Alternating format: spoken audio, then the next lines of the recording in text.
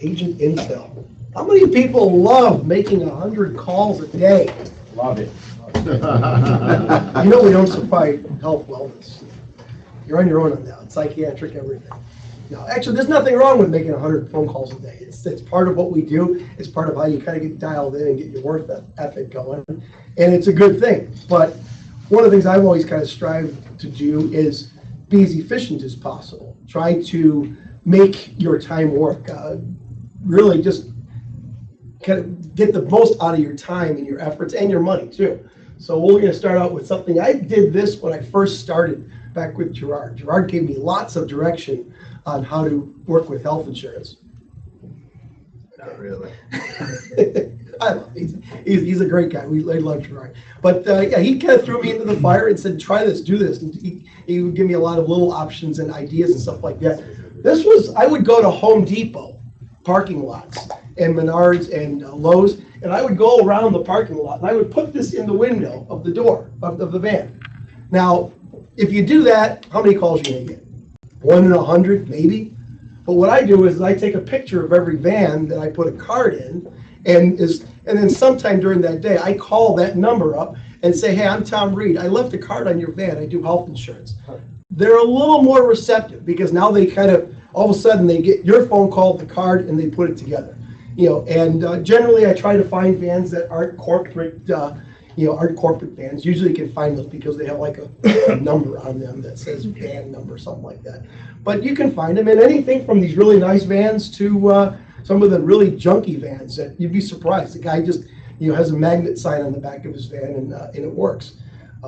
We did that on the road one time. I was with Tim at a networking group, and we were actually on the expressway taking pictures of vans down 290 and calling them while we took pictures of them. That was kind of fun. It scared the hell out of me.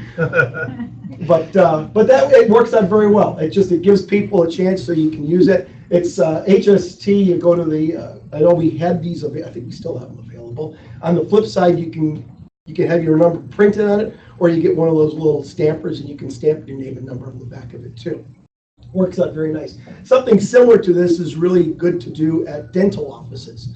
If you go to a dental office, I can't tell you how many times I've walked into a dental office and asked them, do you have people that come in with no insurance? And they go, all the time. I said, can I leave some cards here? And go, yeah. And if they know they can get paid for their services, they'll promote you once they get to know you. So dental offices are a real nice way. And if people are looking for dental insurance, they're probably looking for health insurance too. So, one nice way of doing it. This one was kind of fun. This was kind of a goof. A lot of people have done those. Oh, go ahead. Just to add to that dental, I mean, if you do a little homework before, if you have that concept in mind, spending your 10% of your work week on marketing time, the dental plan you favor, check the network local to your area or whatnot that you're going to be doing that, and find the dentists that are in the network. And after you ask the question that Tom just referenced, hey, you got people coming in without insurance, and they say, oh, all the time, I'd love to leave my card, and show them a picture on your phone or whatnot that you're in the network of the dental plans that Yeah, if you make a flyer, put a flyer on there, free cleanings and checkups. Phone number, they're going to call. They're going to call, especially if they have no health, no dental insurance. So that was a lot of fun. I did that, and it gets you out. It's, if you're doing your walk and talks, this is like concentrated walk and talks. I would literally be talking to contractors in the parking lots, at the time, because you're constantly seeing. And if you're out there, you fit the bill. Go out there in jeans and a t-shirt, because if you've got a suit on, they're going to run from you, guaranteed. This one was kind of fun. This is a lot of people put these signs up. Health insurance. I've seen them everywhere in the area. I decided to do a little twist on it. Affordable health insurance for truckers and over-the-road drivers. Got an 800 number. When I drove down to Fort Lost in the Woods in Missouri, all the Army people know what I'm talking about. Missouri's going, yeah.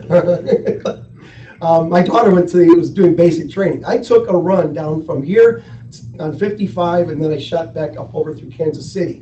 And every time I had a chance, I stopped at a truck stop, and I put about 2 or 3 of these signs around the truck stops. I put 22 signs down during that one trip. Within 2 months, I had 12 phone calls and inked 2 deals for 20 signs. So anytime you're near truck stops, put them in areas where you think they're in a good line of sight where they're not going to get pulled out. If you do them in the fall, they'll get frozen to the ground, so they don't get pulled away so quickly. So you do that, and it worked out very well. I mean, I put them in the Chicagoland area. I put them all the way down 55. I put them on 80 going out towards Iowa, and the nice thing about truck drivers is they're very good customers. These guys make $40,000 to $80,000 a year. They don't avoid you. They're in their truck by themselves. They're dying to talk to people. They're the chattiest people on the face of the earth. It's like, you just got to kind of dig into their personality a little bit more. Go ahead. Just one thing with truckers, make sure you don't talk to them while they're driving. Well, a lot of them have headsets. When they do, but Yeah. just when you talk to them, I got a few that say, I can't talk now. Oh yeah, they'll tell you. Yeah, they'll tell you if they can't. But they're fun to talk to when they're on the phone because they are uncensored. they are quite an interesting group of people. Some of the other things I know, I'll move into the next slide that I've done that are a lot of fun.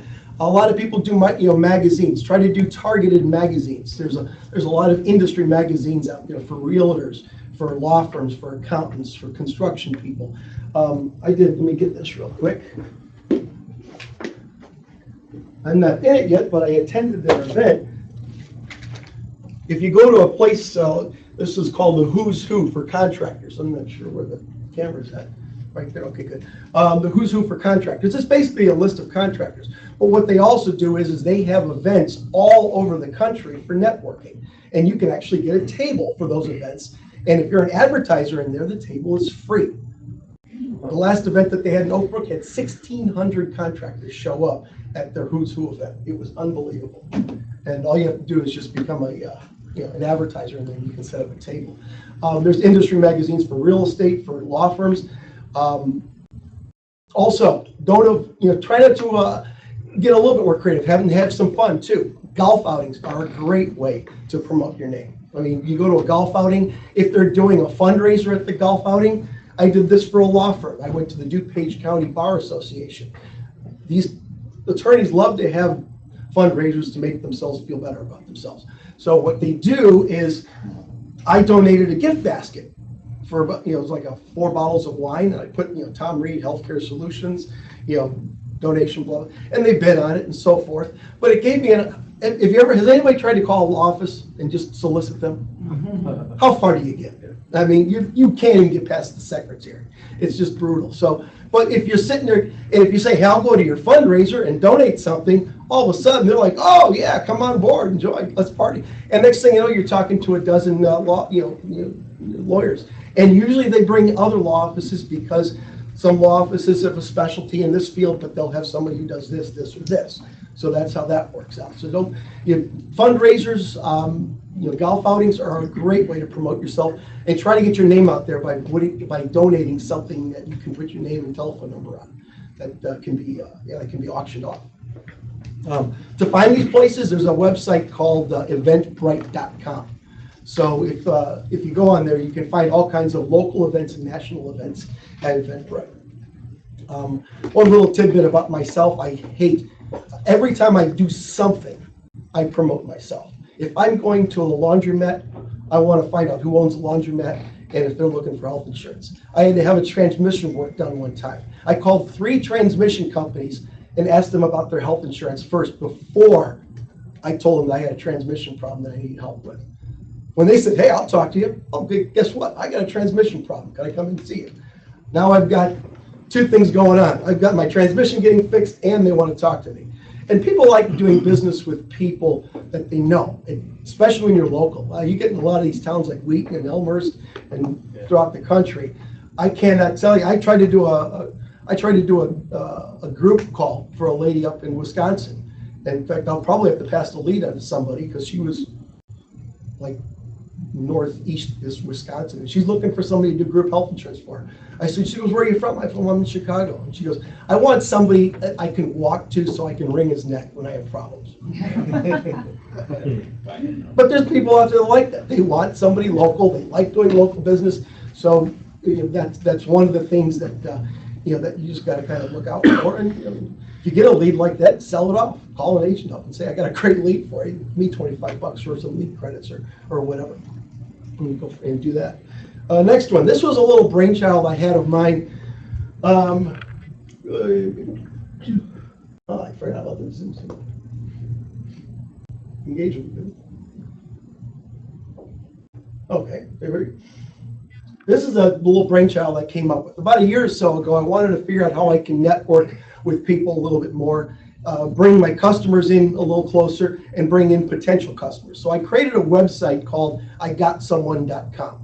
And it's essentially, it's kind of a networking site, but it's also a B2B site and a B2C, business to business, business to customer. And what I do is I invite people to join the network that, that I've got some respect for. They're a good, solid company. We're looking for businesses that come in recommended, highly recommended, by just about anybody, but just strong, solid businesses. And I've got everybody in there from dog walkers to attorneys to automotive repair to construction people, you name it, just about everybody. If you have a service, it can be found in here. And in order to get into the network, well, you got to be recommended. You got to be referred to us. And what I want to do is I want to open this up. I am the agent. If you go into category, there's a list of categories that will drop down. Everything from automotive to health or to insurance. If you go to insurance, the drop down will have health insurance. It'll have home and auto, business insurance, and so forth. When I go to my name, my profile comes up, and it's got all the information, including a link to HST, including a link to maybe a personal website, pictures, videos, phone numbers, email addresses. Everything is on there, and a description of what I do. The only person that's going to be on there is someone that's highly recommended. Everybody in the profile has a person who vouches for him. In the profile is, this person recommended him. And right now I'm getting a lot of cross traffic. A lot of people in the network are using people in the network because we're not marketing too much to the general public. Eventually we will when it starts becoming a little more saturated. But what I found that's become effective is I tell my existing customers, and I say, you know what, I want to recommend you to IGotSomeone.com. You'd be a great automotive place or something like that. And they like the idea of being in the website. It gives them a little exposure. It costs virtually nothing, and it gives them a little extra exposure. If I've got an existing, or if I've got somebody I'm working, I went to a home security company, and I started talking to them. They came as a recommended business, and the first thing I tried to do is recommend them and get them into the network. That was my goal, get them into the network. And then while I'm talking to them, I say, well, by the way, I actually do health insurance. Well, the guy has got 10 vans and he wants a group quote. All of a sudden, it's like, oh, health insurance. Oh, I'd love to sit down and talk to you. I wasn't even trying to sell him health insurance. I was trying to refer him into the network, develop the relationship, then bring yourself and your profession into that relationship. And so, for instance, when you go to the thing, you can select categories, and over here you get health. You can pick out dentist. Now, this one actually, when we did this, it gives you a list of some of the health services that are available. This one's going to be a fun one, Root and Bloom Chiropractic. They're a relatively new, highly energized, state-of-the-art chiropractic office. Anyway, but the fun thing is these guys are trying to market a lot. They want to do tents, and they want to do those. When you go to carnivals and festivals and so forth, well, they want to do a tent there. Well, talk to dentists. If you have a dentist office that's having a tent somewhere, he's trying to sell his services. Well, partner up with the guy and say, hey, listen, I'll give you $100 if I can sit with you in your tent. You can set up a corner for health insurance with the dental office, and you're good to go. Chiropractic, same thing. You can say, you know what, I'm selling health insurance. We might be able to get the chiropractics covered through health insurance. How about if I sit in your tent and work with you? I'll give you $100 if you allow me to kind of tag along. Tents like that usually cost about anywhere from $3 to $500, depending on where you're going to. But that's what this is all about. What I'd like to do is open up the website to team leaders and some performing agents, so that it is zone sensitive. So if you're sitting in this zip code and you search for a service, whether it's insurance or automotive or an attorney, it's going to be zone sensitive. So what I'd like to do is open it up to team leaders and agents and stuff like that, so that they can have profiles throughout the greater Chicagoland area, Indiana, Southern Illinois, and ultimately maybe all over the country. So that anytime somebody is sitting in a computer and says, you know what, I really like this website, I know these services are, and the people that are in here are solid, and they type in and they look for a health insurance agent, and boom, a team leader's name pops up or an agent's name pops up that's in that zip code, and they're going to be recommended. They're going to see names that they recognize in their neighborhoods, and it works out very well. So if anybody wants to be a part of it, give me a call. I'll get a profile set up. I've got my profile on there. I get a little bit of business off of it, but I'll be honest with you, the value is being able to put your name and build your relationship with existing customers, and the value is also in getting that in to create new customers and develop that relationship. So pretty cool. So Tom, at this point in your career, how much of the business do you think you're getting is coming from marketing and referrals opposed to dialing leads? I would say 25% of my business comes from marketing. Another 30 or so on percent is, 30-40% is referral business. I've noticed in the last couple of years, the people recommending you really kind of kicks in, especially when you kind of push it too. And you're now, what, 4 or 5 years in? I think 7. 7. 2012, I think. Since 2011, something like that. Yeah. There was like about 50-50 your business then. Oh, they got the thing down. I was on this plaque over here, or something like that. But any other questions? Yeah, no. So you created this? Good. I know you do stand-up comedy, right? Yeah, it's kind of a hobby of mine. Do you use that to market? Yeah, sometimes. I've actually had some people ask me to, kind of act as like an MC and just kind of get the party started and stuff like that. I've done a couple of things. And, my material's all over the map, so sometimes it's extremely offensive and sometimes it's very family oriented. It just depends on what kind of crowd I'm working with. Just to know your crowd, which is like anybody else, any of your customers. I mean, there's a lot of customers that I work with in health insurance I'm very, very professional with, and there are some people you can kind of let your guard down and have some fun with. And we're probably all in that category. It's fun when you can let your guard down and really, have a solid relationship with customers. I think I covered everything. I have one question for you. Sure. Do you have any tips for individuals that are trying to locate these different chambers or associations, groups that are like, how did you find this specific one that you were talking about? The which one was that one?